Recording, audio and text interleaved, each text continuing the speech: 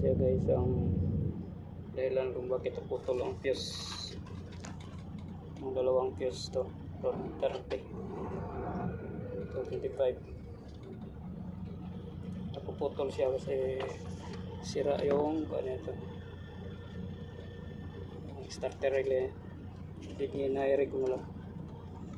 Nutol ko siya sa wire kasi pag hindi ito putulin dito ikabit, napuputol tong 25 na fuse.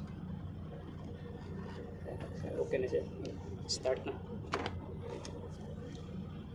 Ito lang problema itong wiring. Kaya ito wala tayong kamalit, kaya dinairik ko na lang, ginawa ko na lang paraan para mandar. Iba kasi itong relay na to, pang relay ito lang, pang Isuzu. Mga Isuzu ganito mga relay sa ko. Ito wala na itong gamit to.